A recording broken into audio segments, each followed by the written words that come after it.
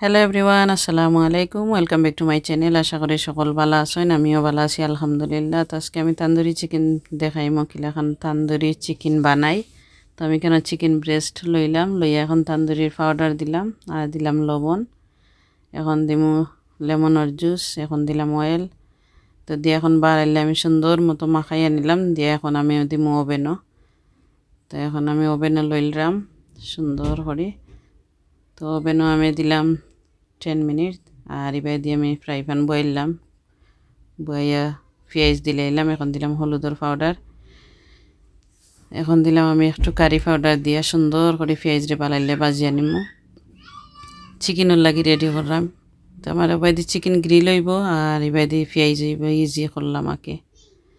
তো এটা স্পেশালি আমার বাচ্চাইনতে লাগে করলাম। তো বাচ্চাইনতে যে জিনিসও ভালো হয় না আপনার লগে শেয়ার করি, যেদিন বানাই আমি। তো এখানে দেখতো আর আমার চিকেন হয়ে গেছে খুব সুন্দর করে।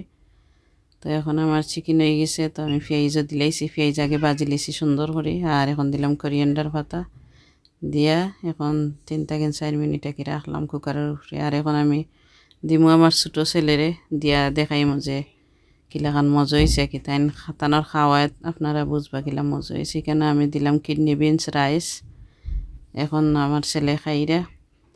তো আমার ভিডিওটা কিলাখান হইলো আপনারা জানাইবা। আর যারা বাচ্চা আছেন তারা ওলা বানাইয়া দিবা, বাচ্চাইনতে খাইলে আসলে তারা এনজয়ও করে, মজা লাগে তারার। এই চিকেন খাইলে কোনো স্পাইসি নাই। তখনও ভিডিও শেষ করিলে মই সকল ভালো থাকবা, লাইক কমেন্ট শেয়ার করবা। আল্লাহ হাফিজ।